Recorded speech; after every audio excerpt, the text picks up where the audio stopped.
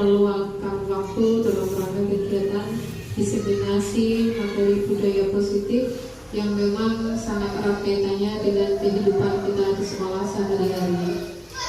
Saya mohon maaf sebelumnya karena kegiatan ini yang sudah terjadwal beberapa hari yang lalu 2 kali kita pending karena suatu kegiatan yang tidak bisa saya tinggalkan. Adapun materi ini merupakan materi guru penggerak pada modul 1.4.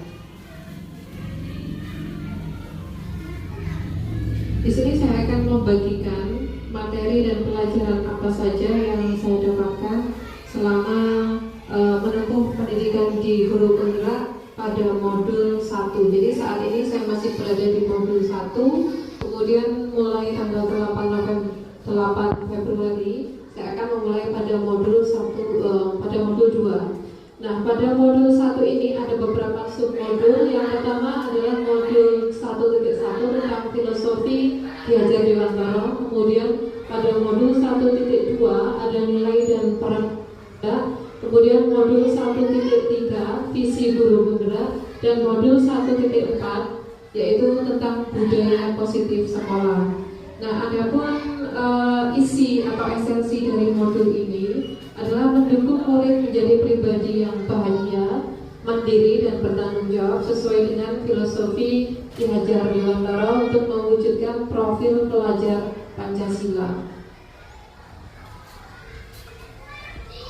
Nah, pada modul 1.1 tentang filosofi Ki Hajar Dewantara ada beberapa hal yang saya garis bawahi. Yang pertama tentang pengajaran dan pendidikan.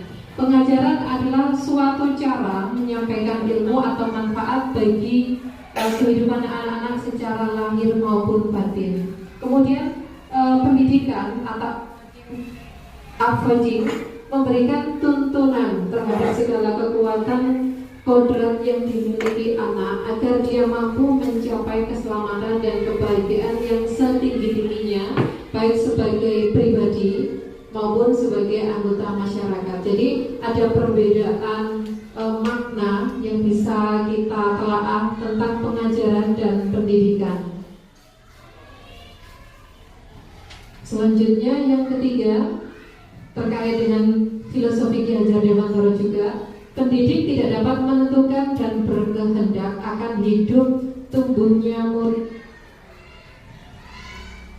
Yang bisa kita lakukan sebagai pendidik adalah menuntun tumbuh atau hidupnya dengan kekuatan-kekuatan yang dimiliki serta mengerahkan segala daya upaya untuk memajukan perkembangan dari budi pekerti, pikiran, jasmani murid agar dapat memperbaiki perilakunya, bukan dasar hidup dan tumbuhnya itu. Jadi ini yang memang perlu kita pahami bersama nih, tentang apa yang kita sampaikan kepada murid kita, peserta didik kita, bagaimana kita memberikan pengajaran dan terkait dengan pendidikan. Selanjutnya yang keempat, dari filosofi Ki Hajar Dewantara, di sini menggarisbawahi juga bahwa peran keluarga, terkait dengan peran keluarga. Keluarga merupakan tempat yang utama, yang paling baik untuk melatih pendidikan sosial dan karakter bagi seorang anak. Karena keluarga merupakan tempat bersemainya pendidikan yang sempurna bagi anak-anak untuk melatih kecerdasan budi pekerti terkait bentukan watak individual. Jadi memang seperti yang kita alami bersama, terkadang wali murid hanya menyerahkan pendidikan anaknya itu kepada sekolah, seakan-akan terkait keberhasilan anak-anaknya itu menjadi mutlak tanggung jawab sekolah, padahal tidak seperti itu. Karena mulainya persemaian benih itu dimulai dari peran keluarga, seperti ketika mereka ketika baru dilahirkan. Itu kan yang menjadi madrasah pertama adalah orang tua. Jadi sekolah ini dalam rangka mendukung dan melanjutkan pendidikan yang disemaikan dari orang tua kepada pihak sekolah, seperti itu. Keduanya sama-sama penting karena keberhasilan pendidikan seorang anak bukan hanya berdasarkan keterlibatan orang tua saja, tapi juga keterlibatan sekolah dan lingkungan tentunya. Kemudian tentang pada modul 1.1 tentang filosofi Ki Hajar Dewantara, yang kelima dalam proses menuntun. Nah, di sini ketika kita berada di sekolah, sebenarnya dalam pengajaran dan pendidikan, peran guru, peran kita adalah sebagai penuntun anak. Anak kita berikan kebebasan untuk mengeksplorasi, jadi apa yang ada di lingkungannya. Nah, dalam eksplorasi itu mereka akan menemukan makna dari pembelajaran. Peran kita sebagai guru untuk menuntun sebagai pamong. Kalau kita analogikan sederhana, sama seperti misalnya kita bahasa Jawa itu angon gitu, angon pedus. Nah, kalau kambingnya ini kita biarkan di misalnya di lapangan, di padang rumput bebas tanpa kita awasi, nah ini tetap akan ada hal yang perlu kita pertimbangkan, karena bisa jadi akan lingkungan, atau bisa jadi akan tidak bisa kita kendalikan kemana perginya. Sama dengan murid-murid kita ketika berada di sekolah, kita sebagai guru adalah sebagai pamong dan menuntun mereka. Nah, pada kekuatan sosiokultural ini menjadikan proses bagaimana kita menebalkan kekuatan. Jadi ketika kita berikan kebebasan, kita bisa menganalisa kelebihan dari peserta didik kita, si A, si B, si C ini apa kelebihannya. Dari situ kita bisa memetakan. Setelah memetakan, kemudian kita menebalkan dari kelebihan peserta didik kita tersebut, supaya programnya ini bukan hanya menjadi kelebihan yang masih bersifat samar-samar, tetapi bisa kita fasilitasi untuk menebalkan dari kelebihannya itu menjadi sesuatu yang menjadi passionnya. Bahasa kerennya itu passionnya nih. Kalau bahasa Jawa apa ya? Menjadi keterampilan di bidangnya nih. Karena seperti kita ketahui, bukan hanya ketika kita berada di lingkungan bersama pendidik, setiap orang, setiap anak pasti memiliki kelebihan masing-masing. Setiap anak itu unik, karena satu anak dengan yang lainnya itu memiliki potensi yang berbeda. Nah, itu yang dimaksud kita harus mampu menebalkan kodrat anak-anak yang masih bersifat samar. Kemudian masih di modul 1.1 pada filosofi Ki Hajar Dewantara, di sini setiap murid memiliki kekuatan yang memerlukan tuntunan orang dewasa. Jadi anak-anak itu kan memang kita ibaratkan seperti kertas putih ya, mereka belum tahu apa-apa, belum mengenali potensi yang ada di diri mereka. Dan tugas kita ini, kita menuntun mereka supaya mampu mengenali, menebalkan dan memaksimalkan potensi yang ada di diri anak masing-masing. Nah, tujuannya agar mereka semakin baik adabnya dan mencerdaskan, dapat menemukan kecerdasan yang seluas-luasnya sehingga terlindungi dari pengaruh-pengaruh yang dapat menghambat bahkan melemahkan tumbuhnya potensi atau kekuatan yang dimiliki. Nah, jadi menurut Ki Hajar Dewantara, pendidikan dan pengajaran merupakan usaha persiapan dan persediaan untuk segala kepentingan hidup manusia, baik dalam hidup bermasyarakat maupun hidup berbudaya dalam arti atau konteks yang seluas-luasnya.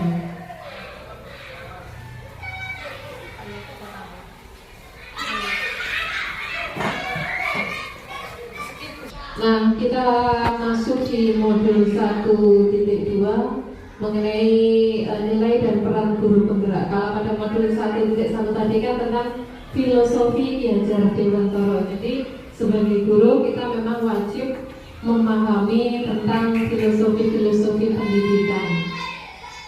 Pada modul 1.2 ini bertujuan untuk mewujudkan filosofi Ki Hajar Dewantara yang sudah saya sampaikan tadi kepada seorang guru. Jadi ada beberapa hal kompetensi yang wajib dimiliki seorang guru penggerak di sini khususnya. Yang pertama, nilai-nilai dari guru penggerak. Yang pertama adalah mandiri. Yang kedua, reflektif. Ketiga, inovatif, kolaboratif, dan berpihak pada murid. Yang dimaksud mandiri di sini, jadi seorang guru penggerak sebenarnya bukan hanya guru penggerak ya. Kita sebagai guru, kita harus memiliki nilai yang mandiri dalam artian tidak selalu bergantung kepada orang lain, mampu belajar, mampu selalu mengupgrade diri. Kemudian yang kedua adalah nilai reflektif. Reflektif artinya kita bisa dalam kurun waktu yang mungkin tidak setiap hari ya. Reflektif itu tidak bermakna harus sedalam kurun waktu tertentu, tapi bisa kita implementasikan dengan kondisi masing-masing. Misalnya kita merefleksi pembelajaran kita selama atau 1 bulan. Kira-kira apa yang menjadi hambatan saya dalam menyampaikan pembelajaran di kelas, kemudian apa yang menjadi kelemahan saya. Di sini yang dimaksudkan dengan nilai reflektif. Memang ini nilai-nilai yang seharusnya ada di setiap guru. Yang ketiga adalah nilai inovatif. Inovatif di sini mampu menciptakan baik sesuatu yang sudah ada maupun sesuatu yang belum ada. Jadi ada nilai inovasi dalam pembelajaran. Misalkan kita mengajar murid-murid menggunakan model lama dengan media lama. Misalkan media itu berlaku pada 90, kita terapkan pada anak-anak di era 2022, pasti kurang sesuai. Nah, di sini diperlukan inovasi dari seorang guru untuk menyesuaikan kondisi dan kebutuhan belajarnya. Kemudian nilai yang keempat adalah kolaboratif. Nah, kolaboratif di sini berarti kita berada di lingkup pendidikan sekolah dasar nih, pasti perlu kolaborasi antar guru mata pelajaran, misalnya antara guru kelas dengan guru mata pelajaran. Ini perlu kolaborasi untuk mengenali karakteristik murid, untuk menentukan hal-hal apa yang menjadi kemajuan dari anak didik kita. Kita perlu kolaborasi antar guru. Kemudian nilai yang kelima adalah berpihak pada murid. Jadi misalkan rencana pembelajaran yang kita susun, desain pembelajaran, di sini difokuskan berpihak pada murid. Jadi memang seperti model pendidikan saat ini kan lebih ke student center, bukan lagi teacher center, karena memang seharusnya pendidikan itu pendidikan yang berpihak pada murid. Kemudian peran dari seorang guru penggerak yang pertama adalah menjadi pemimpin pembelajaran. Yang kedua, coach bagi guru lain. Jadi misalkan saya mencoba untuk menjadi coaching dari teman-teman. Ini merupakan salah satu peran saya sebagai seorang guru penggerak. Kemudian mendorong kolaborasi. Jadi mampu mendorong kolaborasi antar guru. Misalkan guru kelas 1 dengan guru kelas 4 ketika mengadakan gelar karya. Kemudian yang keempat, mewujudkan kepemimpinan murid. Jadi bagaimana kita bisa mendorong murid-murid kita menggali potensi mereka menjadi seorang leader, menjadi seorang yang mampu memimpin di masa depannya. Misalkan kalau di SD memang belum umum ya, ada kegiatan semacam organisasi OSIS. Nah, kalau di jenjang SMP sudah dimulai. Itu yang dimaksudkan dengan mewujudkan dalam upaya kepemimpinan murid. Kemudian yang kelima, menggerakkan komunitas praktisi. Nah, seperti ini yang sedang kita lakukan. Sebenarnya saya sedang mempraktikkan salah satu peran saya sebagai seorang guru penggerak, yaitu menggerakkan komunitas praktisi. Apa isinya? Adalah materi-materi atau ilmu yang saya dapatkan selama saya menempuh pendidikan sebagai seorang guru penggerak. Kemudian pada modul 1.3 mengenai visi sekolah. Nah, pada modul 1.3 ini berisi tentang visi guru penggerak yang nantinya outputnya, endingnya nanti merupakan visi sebuah sekolah nih. Yang pertama, kita mewujudkan sebuah perubahan yang diperlukan untuk membuat sebuah visi. Nah, ketika kita membuat sebuah visi sekolah seperti awal kita menyusun KLSP kemarin ya, pasti yang perlu kita pertimbangkan yang pertama adalah potensi sekolah. Potensi sekolah itu dari sarana prasarana, juga dari sumber daya guru yang ada di sini. Misalkan di sini tidak memiliki perangkat TIK, saya tidak mungkin mencantumkan di visi itu ada tanggap literasi, karena tentu itu kurang sesuai dengan kondisi sekolah. Jadi dalam rangka menyusun sebuah visi ada beberapa hal memang yang perlu kita pertimbangkan. Yang kedua, visi merupakan tindakan atau strategi yang ditempuh untuk mendapatkan suatu perubahan. Jadi setiap tahun, setiap kurun waktu tertentu kita pasti mengevaluasi terhadap rapat pendidikan sekolah kita nih, apa yang menjadi kekurangan, kelemahan. Dari situ kita membuat sebuah perubahan melalui visi. Nah, dari visi tersebut kita akan menyusun strategi apa untuk memperbaiki mutu dari pendidikan kita. Yang ketiga, visi yang berpihak pada murid sebagai landasan inisiatif perubahan dalam pendidikan. Jadi pada modul 1.3 ini berisi tentang visi dari seorang guru penggerak. Nah, kemudian pada modul 1.4, modul terakhir dari modul 1, berisi tentang budaya positif. Tentu saja tentang budaya positif sekolah, di mana yang berisi tentang konsep pendidikan dari Ki Hajar Dewantara, nilai dan peran guru penggerak. Yang pertama ada budaya positif di sini. Budaya positif itu berisi apa saja? Yang pertama adalah tentang disiplin, kemudian tentang keyakinan kelas, yang ketiga tentang hukum, yang keempat tentang penghargaan, yang kelima tentang kebutuhan dasar. Kemudian strategi dalam rangka kita mencapai budaya positif sekolah. Di sini ada 2 strategi yang bisa diterapkan. Yang pertama adalah tentang restitusi. Nanti kita akan belajar tentang segitiga restitusi. Kemudian kita implementasikan dalam sebuah aksi nyata atau tindakan nyata. Kemudian setelah strategi, kita juga harus mampu menganalisis penerapan dari budaya positif itu sendiri dalam rangka untuk menciptakan murid dengan profil pelajar Pancasila. Jadi tujuan akhirnya tetap yaitu menciptakan murid sesuai dengan profil pelajar Pancasila.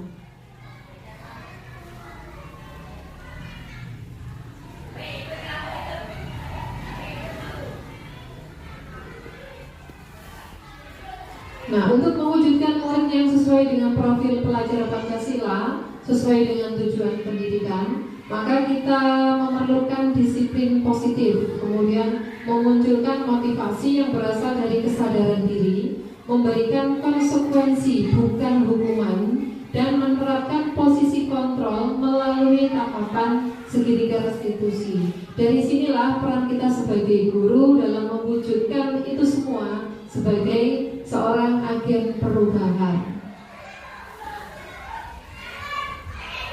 Nah, sekarang kita bahas tentang disiplin positif. Yang dimaksud dengan disiplin positif menurut Ki Hajar Dewantara dan Dian Gassen dalam bukunya Restruction School Discipline 2001, disiplin berasal dari kata disiplin yang artinya belajar atau berakar sama dengan murid atau pengikut. Untuk menjadi murid harus paham mengapa mereka mengikuti aliran atau ajaran tertentu, sehingga motivasi terbangun dari dalam bukan dari luar. Jadi di sini katanya masih bersifat umum ya, karena yang dimaksud dengan murid itu bukan hanya dalam konteks formal yang berada di sekolah, tapi juga bisa dari suatu kegiatan yang lain di luar kegiatan formal. Misalkan ada organisasi perguruan silat ya Pak Yaki, itu mereka juga disebut sebagai murid. Jadi konteksnya di sini murid masih dalam konteks secara umum. Selanjutnya,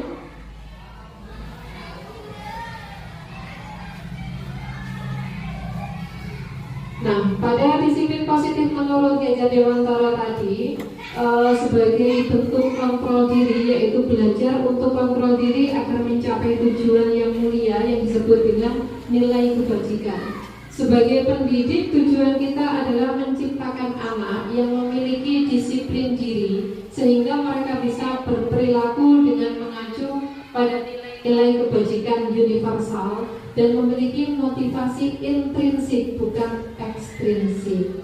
Nah, seperti yang sering kita jumpai ya, kadang yang menjadi motivasi anak-anak untuk berubah, untuk belajar, itu bukan dari dalam diri mereka atau intrinsik, tapi faktor ekstrinsik. Contohnya, karena paksaan dari orang tua.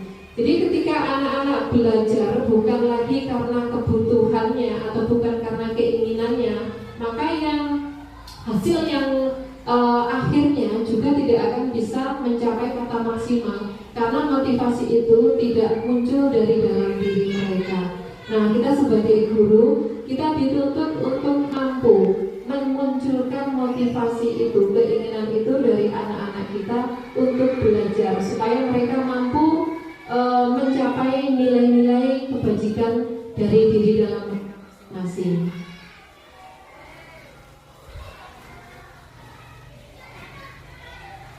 Kemudian tentang nilai-nilai kebajikan.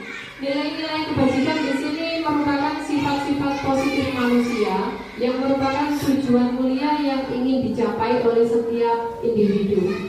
Nah, nilai kebajikan yang ingin dicapai oleh anak Indonesia, yaitu profil pelajar Pancasila, ada 6 dimensi. Seperti yang kemarin kita sudah melaksanakan gelar karya kelima itu, tujuannya adalah untuk menciptakan murid-murid yang sesuai dengan profil pelajar Pancasila. Yang pertama yaitu anak-anak yang beriman bertakwa kepada Tuhan Yang Maha Esa dan berakhlak mulia.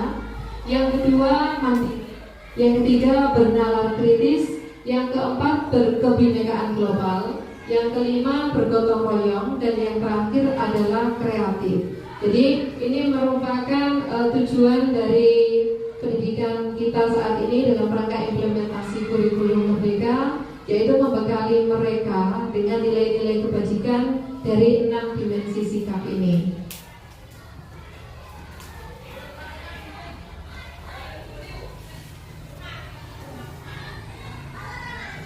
Kemudian kita beralih pada teori kontrol. Menurut teori Dr. William Glasser, dalam kontrol teori, beberapa miskonsepsi tentang makna kontrol di bawah ini adalah sebuah ilusi. Misalnya, ilusi guru mengontrol murid. Yang kedua, ilusi bahwa semua penguatan positif, efektif, dan bermanfaat.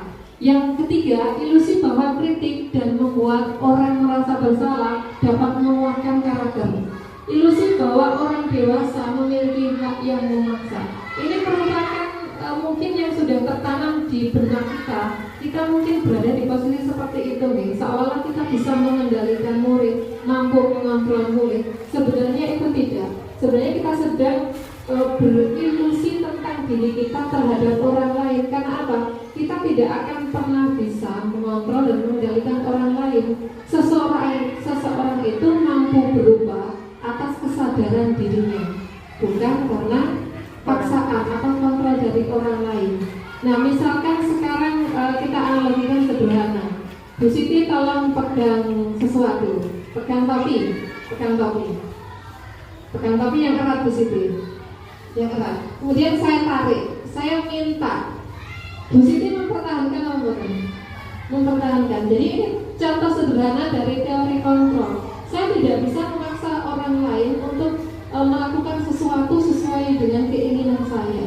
Jadi kalau kita berpikir kita bisa mengendalikan anak-anak, bisa mengatur orang lain, itu ilusi. Karena kita tidak akan pernah bisa mengendalikan isi pikiran dari orang lain. Ini masuk pada teori kontrol. Kemudian selanjutnya, nah, maka untuk itu perlu dilakukan paradigma stimulus respon kepada pendekatan teori kontrol tadi. Menurut teori kontrol, semua perilaku memiliki tujuan. Hanya kita yang bisa mengontrol diri kita. Karena orang lain tidak bisa mengontrol orang lain. Seperti yang saya praktekkan dengan Bu Siti tadi. Ketika Bu Siti memegang sesuatu, saya rebut, saya paksa. Dia dengan sekuat tenaga dia akan mempertahankan. Artinya apa? Meskipun misalkan saya sebagai seorang kepala sekolah, Bu Siti saya paksa untuk melakukan sesuatu tindakan. Ketika dia memiliki nilai-nilai kebajikan dalam dirinya, dia tahu yang saya perintahkan itu tidak baik atau salah, dia akan bertahan dengan prinsipnya. Jadi di sini yang dimaksud dengan teori kontrol, semua teori kontrol tadi memerlukan pendekatan melalui paradigma stimulus respon. Jadi kita bisa memengaruhi anak didik kita, mengarahkan mereka, tapi kita tidak bisa mengontrol 100%. Nah, stimulus ini yang bisa kita berikan supaya mereka bisa berada pada garis yang benar, seperti itu. Kemudian setelah teori kontrol, di sini ada teori motivasi dari Dane Gosen dalam bukunya Restriction School Discipline menyatakan ada 3 motivasi dari perilaku seorang manusia. Yang pertama, untuk menghindari ketidaknyamanan, untuk mendapatkan atau penghargaan dari orang lain. Yang ketiga, untuk menjadi orang yang mereka inginkan dan menghargai diri sendiri dengan nilai-nilai yang mereka percaya. Nah, contoh sederhana gunanya. Kadang kita memberikan bentuk hukuman kepada anak, kita membuat peraturan kelas. Kita sebenarnya harus bisa mengetahui kenapa anak-anak mematuhi aturan ini. Apakah itu motivasi intrinsik atau ekstrinsik? Kalau itu merupakan motivasi intrinsik, itu luar biasa sekali karena mereka menyadari. Kemudian yang pertama kita bahas, bisa jadi anak-anak mematuhi peraturan kita itu hanya untuk menghindari hukuman. Nah, hukuman di sini adalah bentuk dari teori Dian Gasem yang pertama, menghindari ketidaknyamanan. Jadi kadang-kadang kalau kita mengendalikan anak-anak, mereka patuh kepada kita. Bisa jadi itu bukan karena kesadaran mereka, tapi mereka hanya sedang menghindari hukuman karena ketidaknyamanan. Apakah ini baik untuk selanjutnya? Ini tidak akan baik karena mereka melakukan sesuatu bukan atas dasar kesadaran diri bahwa sesuatu itu tidak dilakukan karena sesuatu itu salah, tapi mereka hanya sedang menghindari hukuman. Ini memang yang perlu kita bangun bersama ke depannya untuk memperbaiki mutu pendidikan kita khususnya di sekolah. Kemudian yang kedua, untuk mendapatkan imbalan atau penghargaan dari orang lain. Jadi motivasi yang kedua ini, ketika anak-anak mau mematuhi dari aturan yang kita buat, kita juga harus bisa menemukan apakah benar mereka ini terbangun atas kesadaran dirinya, atau mereka hanya sedang ingin mendapatkan imbalan atau penghargaan. Yang ketiga, untuk menjadi orang yang mereka inginkan dan menghargai diri sendiri dengan nilai-nilai yang mereka percaya. Nah, ini yang kita harapkan ya. Jadi dengan adanya aturan yang kita buat di kelas maupun di sekolah, kita mengharapkan mampu menggali kesadaran anak-anak. Jadi ketika kita memberikan hukuman, membuat peraturan-peraturan, yang kita harapkan sebenarnya bukan mereka patuh karena takut pada kita, tapi membangun kesadaran mereka bahwa sesuatu di aturan itu memang harus dihindari atau tidak dilakukan karena sesuatu itu tidak baik. Jadi dalam rangka menggali nilai-nilai kebajikan dalam setiap anak.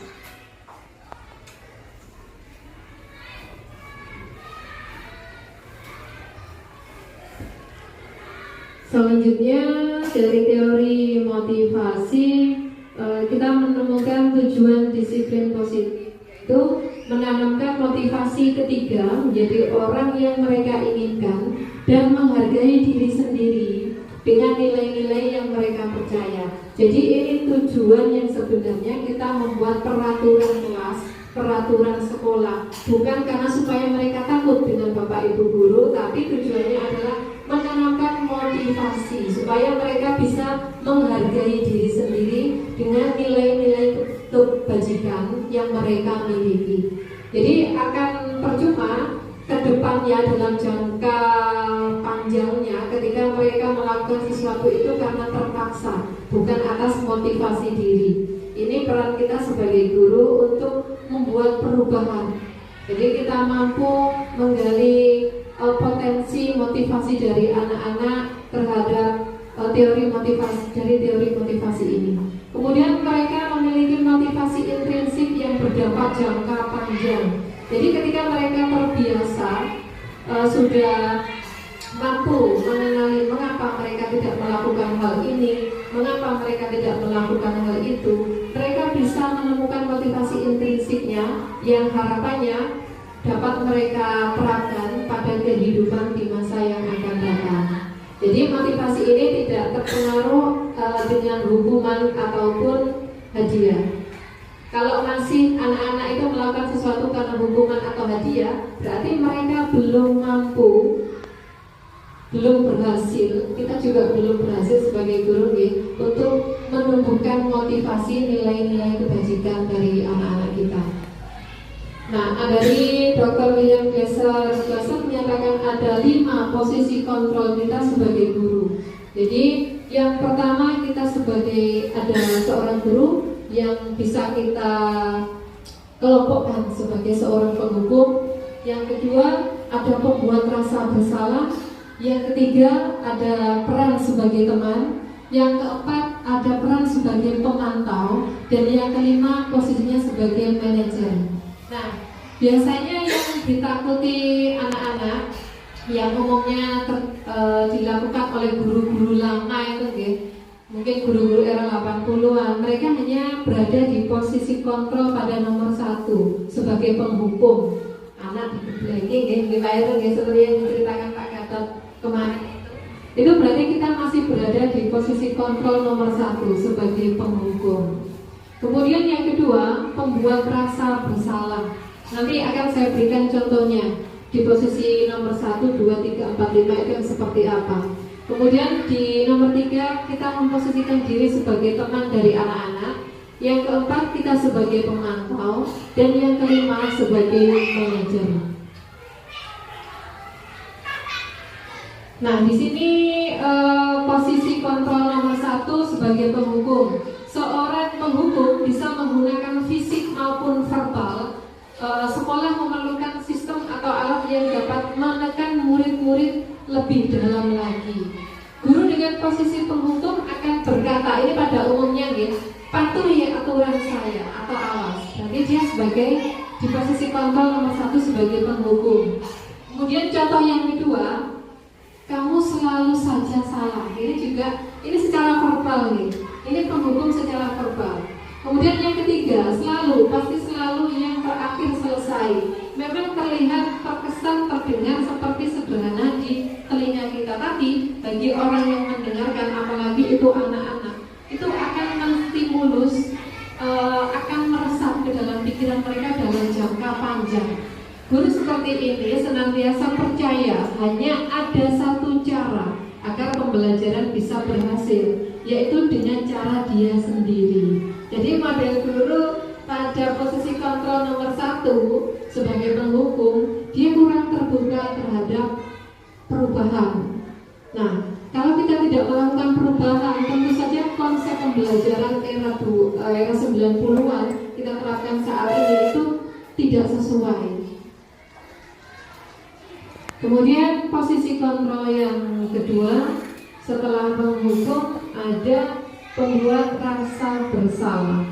Nah, pada posisi kontrol nomor 2 ini akan menciptakan keheningan yang membuat orang lain merasa tidak nyaman, bersalah, dan rendah diri. Kata yang keluar dengan lembut misalnya, ibu sangat kecewa sekali dengan kamu. Yang kedua, berapa kali bapak tahu kamu ya? Yang ketiga, gimana coba kalau orang tua kamu tahu akan hal ini? Ini berarti kita berada pada posisi kontrol nomor 2. Pada posisi ini, murid akan merasa dirinya tidak berharga, rendah diri, dan telah mengecewakan orang yang disayanginya. Ini contoh guru yang berada di posisi kontrol nomor 2. Kemudian pada posisi kontrol nomor ada yang memposisikan sebagai teman. Sebagai teman, guru tidak akan menyakiti muridnya, namun akan mengontrol murid melalui persuasi. Jadi persuasi itu kan bersifat mempengaruhi. Posisi guru seperti ini biasanya akan berkata, ayo bantulah demi bapak ya. Kemudian contoh yang kedua, ayo ingat tidak bantuan bapak selama ini. Yang ketiga, ya sudah kali ini tidak apa-apa, lain kali ibu bantu bereskan. Ini contoh yang biasanya diucapkan oleh seorang guru yang berada di posisi kontrol nomor 3. Hal positif yang bisa kita ambil dari posisi kontrol nomor 3 ini, yang pertama, hubungan yang baik akan terjalin memang karena ada kedekatan antara siswa dan guru. Namun ada sisi negatifnya, yaitu jika guru tidak terbantu, murid kecewa dan tidak mau berusaha lagi. Jadi ketika guru tidak membantu, murid kita akan merasa kecewa dan tidak mau berusaha lagi. Jadi setiap posisi kontrolnya ini ada plus minusnya, ada nilai positif dan nilai negatifnya. Kemudian pada posisi kontrol nomor 4 ada pemantau, ada tipe guru sebagai pemantau. Dengan posisi pemantau atau mengawasi, maka akan menggunakan peraturan dan konsekuensi. dapat memisahkan hubungan pribadi dengan murid. Pertanyaan yang diajukan biasanya, peraturannya apa? Yang kedua, apa yang telah kamu lakukan? Yang ketiga, sanksi atau konsekuensinya apa? Ini yang biasa kita sampaikan kepada murid ketika mereka melanggar, misalkan melanggar tanda tertib atau peraturan sekolah. Nah, pada posisi kontrol nomor 4 ini, seorang pemantau akan mengandalkan perhitungan data yang dapat digunakan sebagai bukti atas perilaku seseorang. Ketika di posisi ini, berarti posisi kita sebagai guru berada pada konteks pemantau. Yang terakhir, ada posisi sebagai manajer. Pada posisi manajer, guru berbuat sesuatu bersama murid, mempersilahkan murid mempertanggungjawabkan perilakunya, mendukung murid agar menemukan solusi atas permasalahannya. Seorang manajer memiliki keterampilan posisi sebagai teman dan pemantau. Ajak menganalisis kebutuhannya maupun kebutuhan orang lain. Penekanannya bukan pada kemampuan membuat konsekuensi, tapi dapat berkolaborasi dengan orang lain dan memperbaiki kesalahan yang ada. Nah, menurut jenengan semua, kira-kira posisi kontrol terbaik seorang guru itu berada di posisi nomor berapa? Benar Pak Heru? Manajer.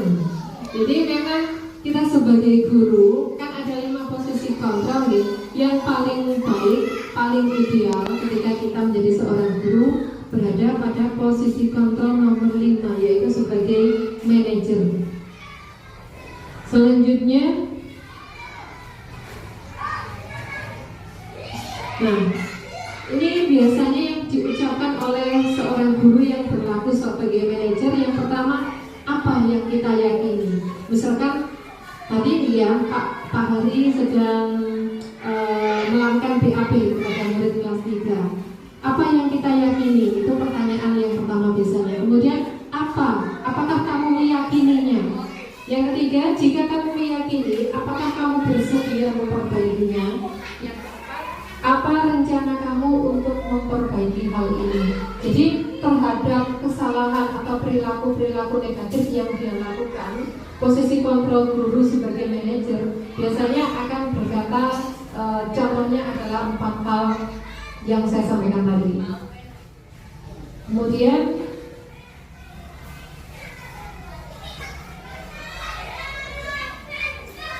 sekarang kita akan memahami tentang 5 kebutuhan dasar manusia. Jadi setiap individu, setiap manusia itu memiliki kebutuhan dasar. Ada 5 kebutuhan dasarnya. Yang pertama, seluruh tindakan manusia itu tentu memiliki tujuan tertentu. Kemudian apa yang kita lakukan adalah untuk memenuhi kebutuhan dasar hidup kita. Kebutuhan dasar hidup manusia ada beberapa macam. Yang saya sebutkan tadi ada 5. Yang pertama yaitu kebutuhan untuk bertahan hidup atau survival. Yang kedua, kasih sayang dan rasa diterima, love and belonging. Yang ketiga ada kebebasan atau freedom. Yang keempat ada kesenangan atau fun. Yang kelima ada penguasaan. Jadi 5 kebutuhan dasar ini merupakan kebutuhan dasar kita sebagai manusia. Kita sadari atau tidak, kita pahami atau tidak, memang yang kita rasakan selama ini memang benar adanya. Ada 5 kebutuhan dasar. Kemudian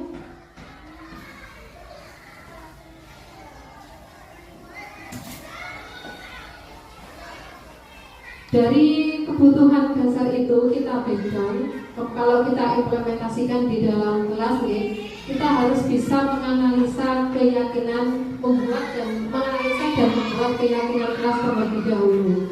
Keyakinan kelas adalah salah satu budaya disiplin positif yang bisa kita terapkan dalam membangun budaya positif di sekolah.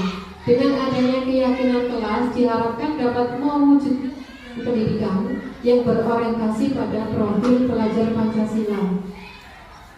Nanti supaya jenengan tidak mamang ya, tidak sama-sama, saya akan memberikan contohnya yang dimaksud dengan kebutuhan dasar manusia dan hubungannya dengan teori kontrol, kemudian implementasi dan kejadian real yang ada di sekolah. Nah, untuk pembentukan keyakinan kelas sekarang, keyakinan kelas bersifat lebih abstrak. Yang kedua, keyakinan kelas berupa pernyataan-pernyataan universal. Yang ketiga, pernyataan dibuat dalam bentuk positif. Yang keempat, keyakinan kelas hendaknya tidak terlalu banyak sehingga mudah diingat dan dipahami oleh semua warga kelas. Nah, keyakinan kelas ini sederhananya adalah tata tertib yang dibuat bersama antara guru dengan siswa. Itu disebut dengan keyakinan kelas. Misalkan saya ke kelas 6, saya mengisi mata pelajaran IPA.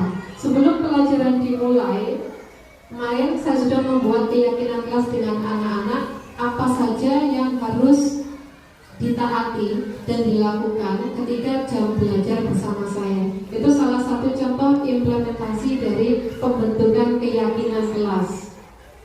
Kemudian selanjutnya,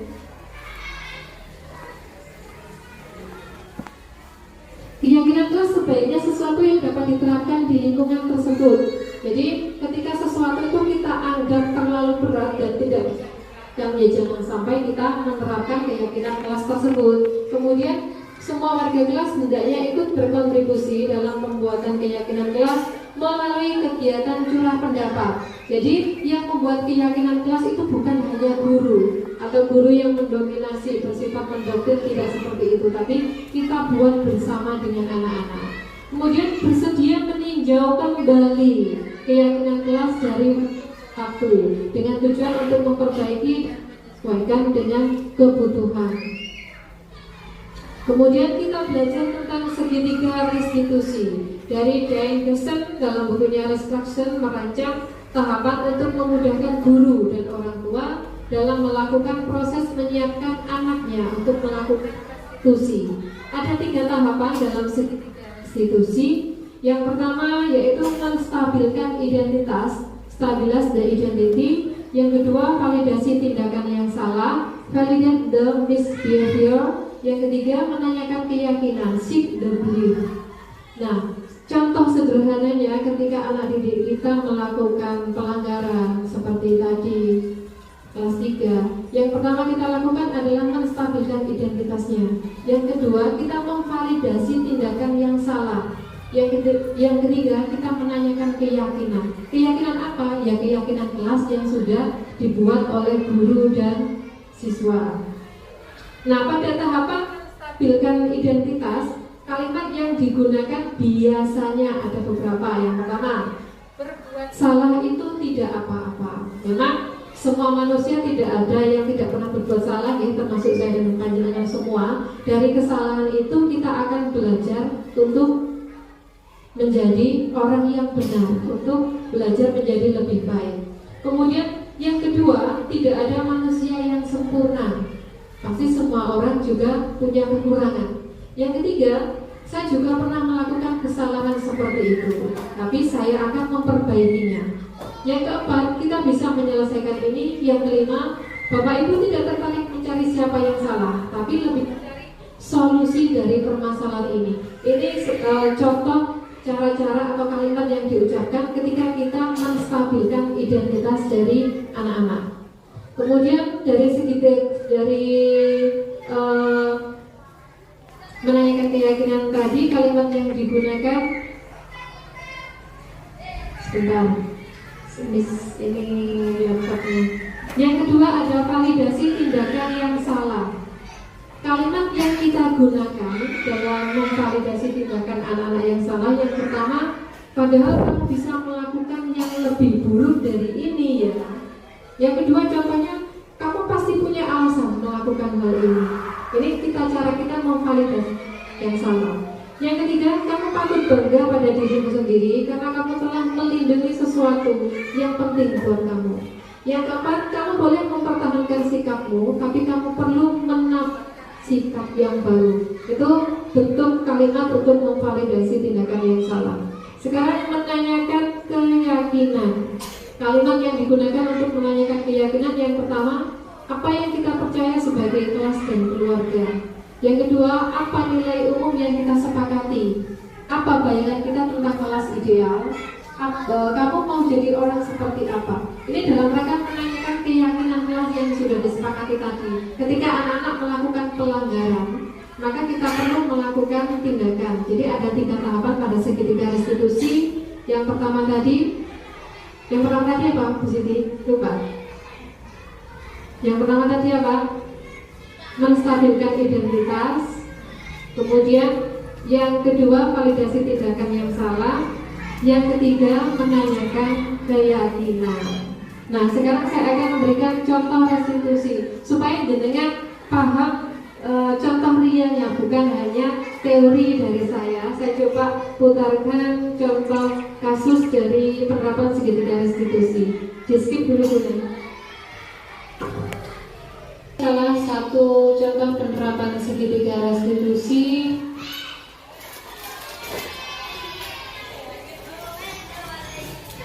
Di sini ada studi kasus 4. Nah, Anto dan Dino sedang bermain lapangan basket, tiba-tiba terlibat dalam sebuah pertengkaran adu mulut. Dari adu mulut itu, Dino menjadi emosi dan mengadakan konflik, menarik kemeja Anto dengan kasar sampai 3 kancing bajunya terlepas. Pada saat itu, guru piket langsung melerai mereka dan membawa mereka ke ruang kepala sekolah. Nah, selanjutnya Ibu Suti sebagai kepala sekolah berupaya menenangkan keduanya, terutama Dino. Dino, sepertinya kamu saat ini sedang marah sekali. Mendengar itu, Dino pun mengalir bercerita tentang kekesalan hatinya. Ibu Siti melanjutkan bahwa membuat kesalahan adalah hal yang manusiawi dan bahwa mempertahankan diri adalah hal yang penting. Namun meminta Dino memikirkan cara lain yang mungkin lebih efektif karena saat ini Dino berada di ruang kepala sekolah. Selanjutnya,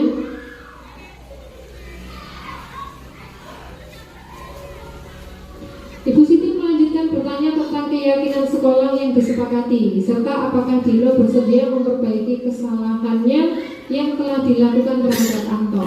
Dino pun akhirnya perlahan mengangguk. Kemudian Ibu Suti balik bertanya kepada Anto, hal apa yang bisa dilakukan Dino untuk memperbaiki kesalahannya. Kemudian Anto menjawab, saya perlu kancing saya diperbaiki, Bu. Ibu saya akan sangat marah kalau melihat kancing baju saya sampai copot 3 kancing begini. Kemudian pun kembali bertanya kepada Dino, apakah yang akan dia lakukan untuk menggantikan 3 kancing Anto yang terlepas. Dino berpikir sejenak, namun kemudian menjawab, wah, tidak tahu Bu, saya lem kembali mungkin ya.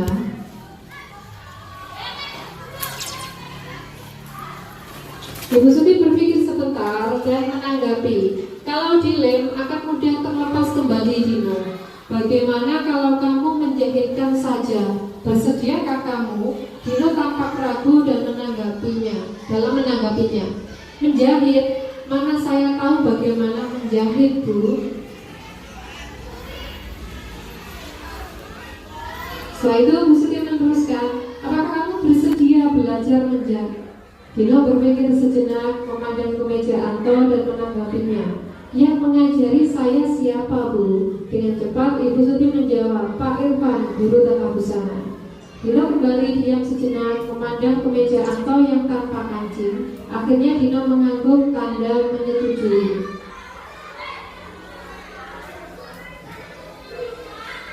Nah, kemudian sepanjang siang itu Dino belajar menjahit dan memperbaiki kemeja Anto bersama Pak Irfan.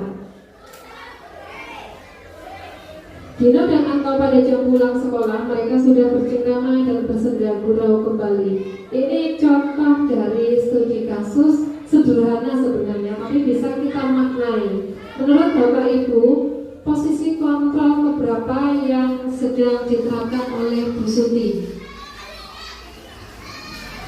Nomor 1 tadi sebagai penghukum, nomor 2 membuat rasa bersalah, nomor 3 tadi sebagai apa, Bu? pemantau, yang keempat, yang kelima terakhir tadi Pak Heru sebagai manajer. Kira-kira Bu Suri tadi memposisikan diri di posisi kontrol nomor berapa? Nomor 5. Jadi pada posisi kontrol sebagai manajer.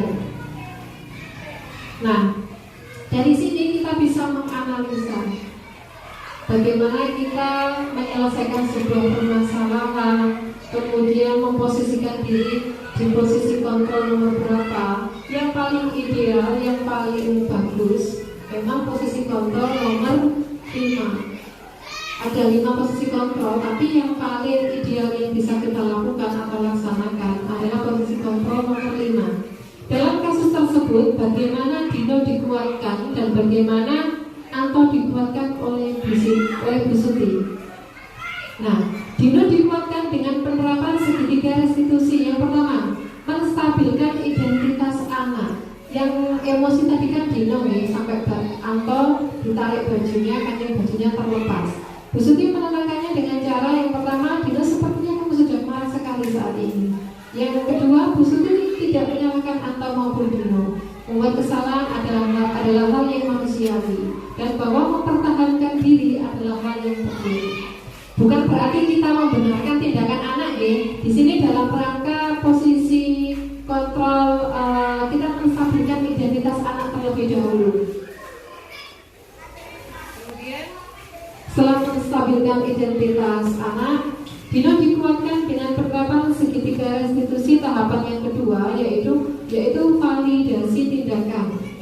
Memahami kebutuhan dasar anak sehingga kita bisa menemukan cara paling efektif untuk memenuhi kebutuhan tersebut. Karena seperti kita pelajari tadi, setiap manusia memiliki 5 kebutuhan dasar hidup. Nah, kenapa mereka sampai bertengkar tadi? Sebenarnya mereka sama-sama sedang memenuhi kebutuhan dasar hidupnya. Kenapa kemudian Dino harus bertanggung jawab? Karena Anto menginginkan kancing bajunya diperbaiki. Karena Anto merasa memiliki kebutuhan dasar hidup, yaitu dia ingin bajunya diperbaiki dan bisa terpakai. Bu Suti melakukan tindakan yaitu meminta Dino memikirkan cara lain yang mungkin lebih efektif daripada sekedar bertengkar atau jotos. Kemudian tahapan yang ketiga yaitu menanyakan keyakinan. Dalam menanyakan keyakinan di sini yang dimaksud adalah menghubungkan keyakinan anak dengan keyakinan yang ada di sekolah. Bu Suti tadi menanyakan tentang keyakinan sekolah yang disepakati, serta apakah Dino bersedia memperbaiki kesalahan yang telah dilakukan terhadap Anto. Jadi Bu Suti tadi sudah menerapkan segitiga restitusi kepada sebuah permasalahan studi kasus 4 tadi. Anto dikuatkan dengan pemenuhan kebutuhan dasarnya, yaitu Ibu Suti balik bertanya kepada Anto, hal apa yang bisa dilakukan Dino untuk memperbaiki masalah? Anto menjawab, saya perlu kancing saya diperbaiki Ibu. Jadi ketika hal ini terjadi, kasus seperti ini terjadi di sekolah kita ya misalnya, memang hal yang terlihat sederhana, tapi bisa kita coba terapkan dari posisi kontrol kita sebagai manajer pada implementasi segitiga restitusi. Jadi anak-anak jangan sampai kita biarkan bertengkar atau jatuh seperti itu, tapi kita bisa menerapkan dari segitiga restitusi ini untuk menyelesaikan sebuah permasalahan. Kemudian pada penerapan ini anak diberikan pilihan. Dino diberikan alternatif untuk belajar menjahit kepada Pak Irfan, seorang guru tata busana.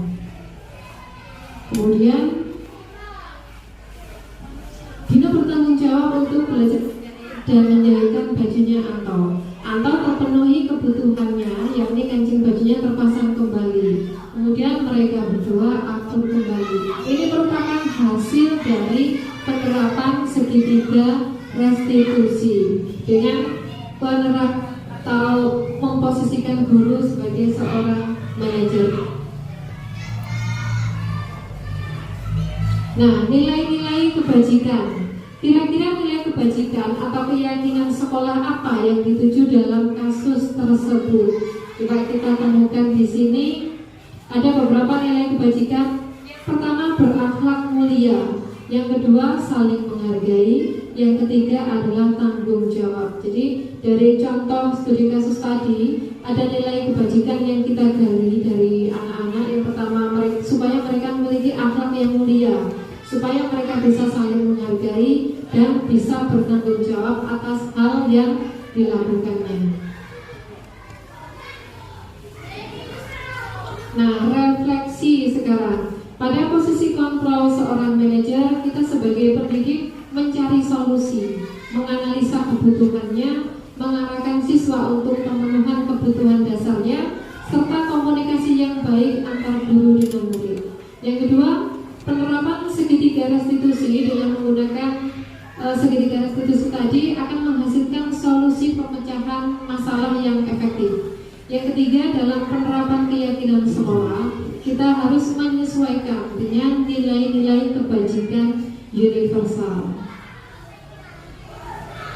Nah, ini contoh dari penerapan kita sebagai guru pada posisi kontrol nomor 5 dan implementasi dari segitiga restitusi.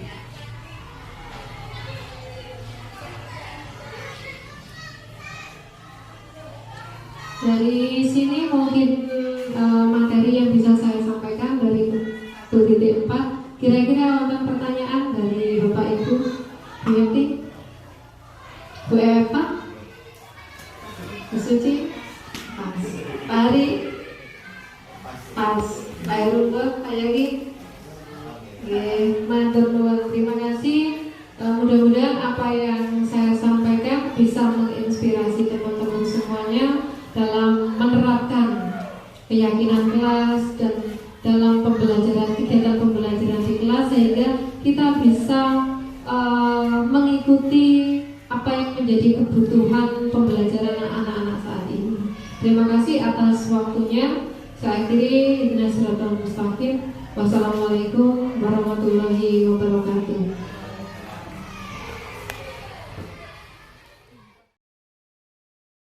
Assalamualaikum warahmatullahi wabarakatuh. Saya Darlin, selaku pengawas sekolah tingkat dasar yang merupakan pengawas dari SDN Sukoiber 1, sekaligus pendamping untuk Ibu Hani, akan menyampaikan terkait dengan implementasi dari budaya positif yang telah dan mungkin akan terus dilaksanakan di SDN Sukoiber Kecamatan Yudo ini. Ya, setelah saya memperhatikan dari beberapa bulan terakhir sesuai dengan visi dan misi yang ada untuk SDN Sukoiber 1, saya berpendapat budaya positif yang diberlakukan di SDN Sukoiber ini sudah sesuai dengan rule-nya.